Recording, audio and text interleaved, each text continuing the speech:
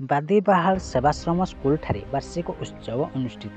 ଅନୁଗୁଳ ଜିଲ୍ଲା କିଶନନଗର ବ୍ଲକ ଅନ୍ତର୍ଗତ ଜାମୁନାଳି ଗ୍ରାମ ପଞ୍ଚାୟତର ବାଦିବାହାଲ ସେବାଶ୍ରମ ସ୍କୁଲଠାରେ ବାର୍ଷିକ ଉତ୍ସବ ଅନୁଷ୍ଠିତ ହୋଇଯାଇଅଛି। ଅତିଥିମାନଙ୍କ ଦ୍ୱାରା ଛାତ୍ରଛାତ୍ରୀମାନଙ୍କୁ ପୁରସ୍କାର ପ୍ରଦାନ କରାଯାଇଥିଲା। ଛାତ୍ରଛାତ୍ରୀମାନଙ୍କ ଦ୍ୱାରା ସାଂସ୍କୃତିକ କାର୍ଯ୍ୟକ୍ରମ ହୋଇଥିଲା।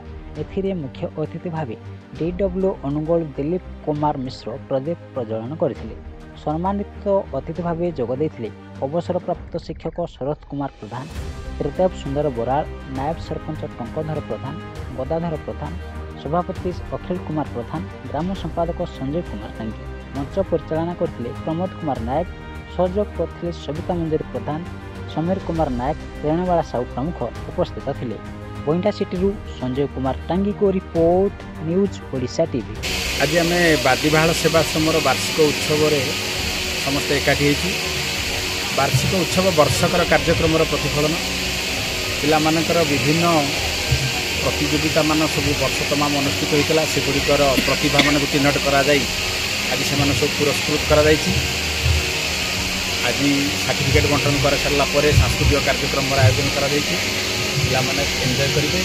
सरकार प्रचेषा ये विगत 2 वर्ष है आरंभ हो सफलतार सहित आमर विभागर जेतक अनुष्ठान जिलार अच्छी समस्ते कार्यक्रम को आयोजन कर आज 7 तारिख में जिलार यही विद्यालय सहित समस्त विद्यालयर वार्षिक उत्सव